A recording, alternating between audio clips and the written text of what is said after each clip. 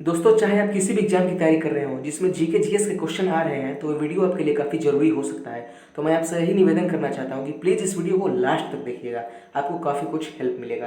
पहला ही क्वेश्चन कह रहा है कि भारत में कौन सा राज्य जिप्सम का सर्वाधिक उत्पादन करता है। ये क्वेश्चन अभी हाल ही में पूछा है राजस्थान सब इंस्पेक्टर में। तो भारत में सबसे ज़्यादा जिप्सम का उत्पादन राजस्थान करता है दोस्तों, याद रखिएगा।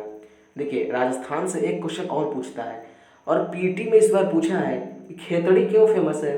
तो गाइस, खेतड़ी राजस्थान में जो है वो तांबा उत्पादन के लिए फेमस है, याद रखिएगा, तांबा उत्पादन के लिए खेतड़ी फेमस है। चलिए आगे बढ़ते हैं दोस्तों। हैंडराइटिंग पे ध्यान मत दीजिए, आप पॉइंट पे ध्यान दीजिए। क्वेश्चन कह रहा है सबसे पहले किस राज्य में राष्ट्रपति शासन लागू हुआ था। दोस्तों, राष्ट्रपति शासन सबसे पहले लागू हुआ था पंजाब में, ऑप्शन नंबर ए हो जाएगा। एक क्वेश्चन कब लागू हुआ था ये भी पूछ सकता है। तो सबसे पहले राष्ट्रपति शासन पंजाब में लागू हुआ था 1951 की ये बात है, 1951 में। देखिए, एक पॉइंट ये भी पूछता है कि संविधान में राष्ट्रपति शासन का उल्लेख कहाँ मिलता है, किस अनुच्छेद में मिलता है। तो याद रखिएगा, अनुच्छेद का नाम है अनुच्छेद 356 में मिलता है राष्ट्रपति शासन का उल्लेख। चलिए आगे बढ़ते हैं। तीसरा क्वेश्चन आपसे कह रहा है निम्न से कौन सा अधिकार एक कानूनी अधिकार है। चलिए, लीगल राइट आपसे पूछा है, हो सकता है आपके एग्जाम में कानूनी अधिकार की जगह पर लिखे विधिक अधिकार है, तो एक ही बात है, घबराना नहीं है आपको। तो देखिए, संपत्ति का जो अधिकार है वो कानूनी अधिकार है। क्वेश्चन ये भी पूछ सकता है कि संपत्ति का अधिकार वर्तमान में किस अनुच्छेद में है। तो याद रखिएगा, वर्तमान में अनुच्छेद 300A में है, यानी 300 क में है। 300A या 300 का एक ही बात है। तो देखिए, एक क्वेश्चन ये भी पूछ सकता है कि वर्तमान में कितने मौलिक अधिकार है। तो मौलिक अधिकार 6 है, और पहले संपत्ति का अधिकार भी मौलिक अधिकार था लेकिन अब नहीं है। तो याद रखिएगा, वर्तमान में मौलिक अधिकार 6 हैं और जो संपत्ति का अधिकार है एक कानूनी अधिकार है, और संपत्ति का अधिकार आर्टिकल 300A में है। चलिए अगला क्वेश्चन आपसे कह रहा है कि भारतीय राष्ट्रीय, एक सेकंड गाइस, भारतीय राष्ट्रीय कांग्रेस की पहली महिला अध्यक्ष कौन थी। तो दोस्तों, कांग्रेस की पहली महिला अध्यक्ष जो थी डॉक्टर एनी बेसेंट थी। देखिए, ये पहली महिला अध्यक्ष थी। अगर क्वेश्चन यही पूछ ले कि पहली भारतीय महिला अध्यक्ष, तो सरोजनी नायडू हो जाएगा।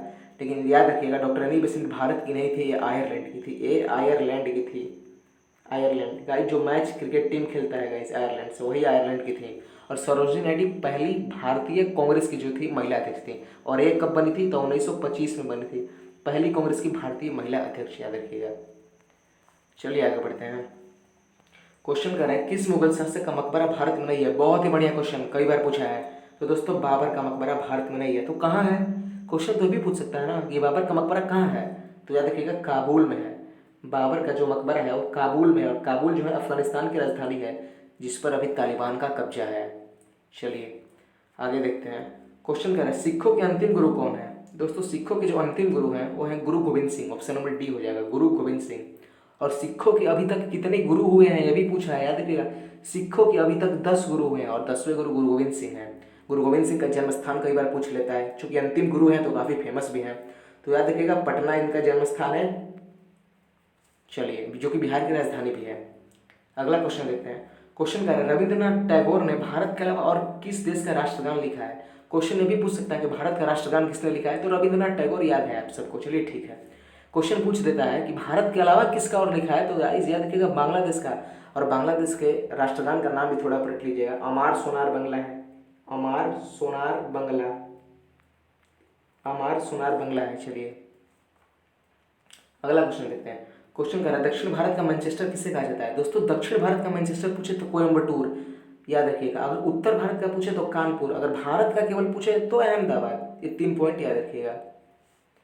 चलिए अगला क्वेश्चन देखते हैं। क्वेश्चन कह रहा है आरबीसी का औसत कार्यकाल कितना होता है। दोस्तों, आरबीसी का मतलब होता है लाल रक्त कणिका, यानी रेड ब्लड कार्पसल्स। तो इसका औसत कार्यकाल 120 दिन होता है। जीएस का बहुत ही बेहतरीन क्वेश्चन है, ऑप्शन नंबर सी हो जाएगा। तो दोस्तों, आज का लास्ट क्वेश्चन था। आई होप ये वीडियो आपको काफ़ी पसंद आया होगा। धन्यवाद दोस्तों।